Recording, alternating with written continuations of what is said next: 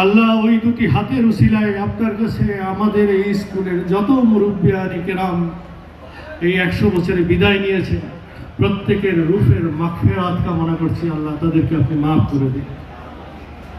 আল্লাহ আমাদের স্কুলের যত শিক্ষকবৃন্দ ছিলেন, যারা আমাদেরকে সন্তানের মতো লালন করে শিক্ষা দিয়েছেন, যাদের শিক্ষার কারণে আজকে মানুষ হয়েছি, যাদের শিক্ষার কারণে আজকে মঞ্চে দাঁড়িয়ে কথা বলতে পারছি, যাদের কারণে আজকে পৃথিবীতে চলে ফিরে খেতে পারছি, সেই শিক্ষকদের মধ্য থেকে যারা বিদায় নিয়েছেন মাওলা, প্রত্যেকের রূহের মাগফিরাতের কামনা করছি। আল্লাহ প্রত্যেককে আপনি জান্নাত নসিব করুন।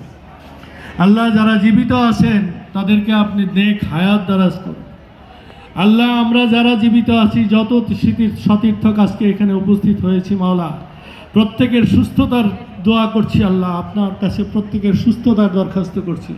আল্লাহ আমাদের সবাইকে জীবন, যতদিন জীবন দিয়েছেন, যতদিন আমরা জীবিত থাকব, প্রত্যেককে আল্লাহ সুস্থ রাখুন। আল্লাহ আল্লাহ আপনার নবী মুসা আলাইহিস সালাম আমাদেরকে জানিয়েছেন, আল্লাহ পৃথিবীতে সুস্থতার চেয়ে বড় নিয়ামত আপনি আর কিছু দান করেননি মাওলা।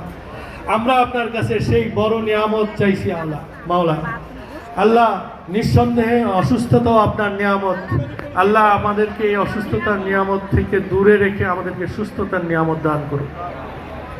আল্লাহ আমাদের মুরব্বিয়ান কেরাম যারা এখানে উপস্থিত আছেন মাওলা, প্রত্যেককে আপনি মৃত্যু পর্যন্ত সুস্থ রাখুন মাওলা।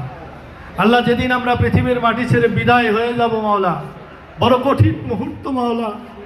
একটা মানুষ যদি জানতো তার মৃত্যুর সময় কি কষ্ট হয়, তার সারা জীবনের সমস্ত কিছু, সমস্ত কাজ সে ভুলে যেত মাওলা।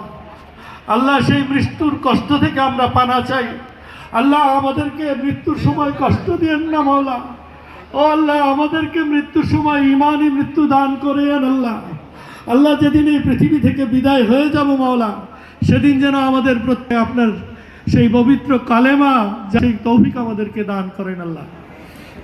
আল্লাহ আমাদের মৃত্যুর সময় আপনি কলিমা নসিব করেন।